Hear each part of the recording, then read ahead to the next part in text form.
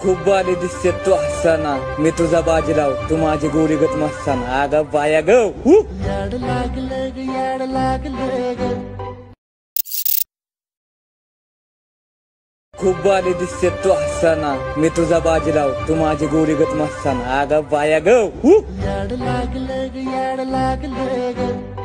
आता जर तुम्ही प्रेम पाहिला तो क्रिएट करणं अगदी सोपं आहे. सर्व एडिटिंग तुम्हाला आपण व्हिडिओमध्ये सांगितलेलं आहे. जर कोणी आपल्या चॅनलवरती नवीन असेल तर आपल्या चॅनल सबस्क्राईब करून ठेवा. असे टू व्हिडिओ तुम्हाला आपल्या चॅनलवरती मिळून जातील. हा जो व्हिडिओ आहे तो आपण कॅपकटमधून क्रिएट केलेला आहे. जर तुमच्याकडे कॅपकट नसेल तर स्क्रीनवरती पाहू शकता. हा व्हिडिओ क्रिएट करण्यासाठी जे पण यूज केले ऑल मटेरियल आहे ते सर्व तुम्हाला या व्हिडिओच्या डेकोरेशन बॉक्समध्ये मिळून जाईल.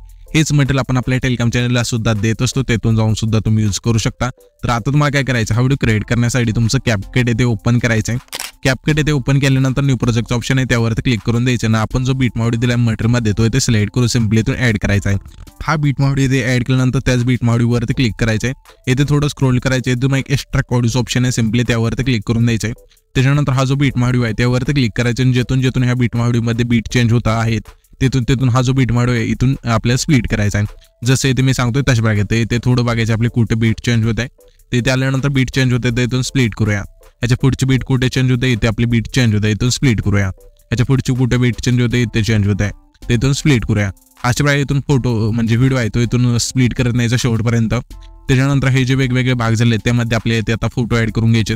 फोटो ऍड करण्यासाठी सिम्पली काय करायचं, हा जो वेगळा भाग झाला व्हिडिओचा त्यावरती क्लिक करायचं. थोडे इथे स्क्रोल करायचं, रिप्लेसचं ऑप्शन मिळून जाईल त्यावरती क्लिक करायचे आणि इथून तुमचा जो फोटो असेल इथून ऍड करून घ्यायचा. ते आपण फोटो आहे तो इथून ऍड करून घेऊया. हा त्याच्यानंतर 2 बटनने सेट करायचा आहे.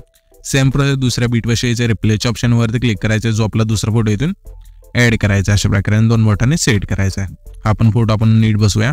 तर इथून हा फोटो नीट बसलेला आहे. अशा प्रकारे तुम्ही परफेक्ट इथून बसून घ्यायचा आहे. त्याच्यानंतर हे फोटो परफेक्ट झाल्यानंतर हा जो आपला पहिला फोटो आहे त्यावरती क्लिक करायचं, थोडे ते स्क्रोल करायचे, ॲडजस्ट ऑप्शन मिळून जाईल त्यावरती क्लिक करायचं. सॅच्युरेशनवरती क्लिक करून सॅच्युरेशन संपूर्ण मायनस करायचं. फिल्टरचं ऑप्शन आहे त्यावरती क्लिक करायचं. रेट्रोच्या ऑप्शनमध्ये यायचं. यामध्ये तुम्हाला गोल्ड 200 हा जो इफेक्ट आहे इथून सिलेक्ट करायचा आणि ह्याची लेन्थ संपूर्ण येऊन बरोबर चिन्हावरती क्लिक करायचं आहे.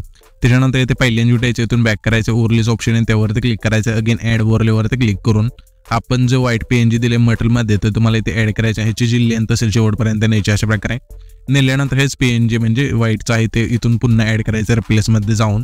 त्याच्यानंतर इथे पहिल्या जुट थांबायचं आहे.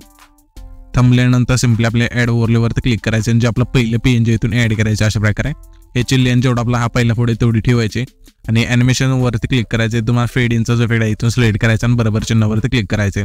त्याच्यानंतर हेच PNG वरती क्लिक करायचं. डुप्लिकेटचं ऑप्शन आहे त्यावरती क्लिक करायचे आणि जेवढा आपला दुसरा हा फोटो आहे तेवढी ठेवायची ह्या PNGची लेंथ. त्याच्यानंतर प्लेसचं ऑप्शनवरती क्लिक करून जे आपलं दुसरं PNG इथून ॲड करायचं.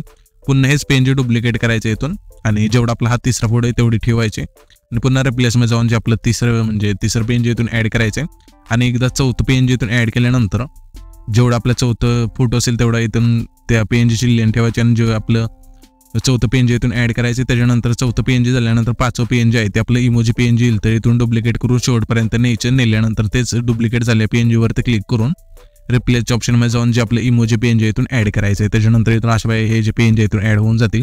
तर मी काय करतो इथून PNG आपण ॲड करून घेतलेले आहे तिथून फोटो बीट नावसर इथून ॲड करून घेतो लगेच.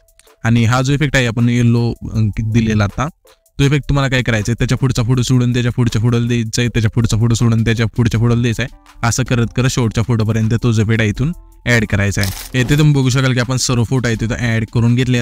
तुम्हाला काय करायचं, हा जो आपलं पहिलं ट्रान्झॅक्शन आहे ते द्यायचं, त्या ट्रान्झॅक्शनवरती क्लिक करायचं आहे.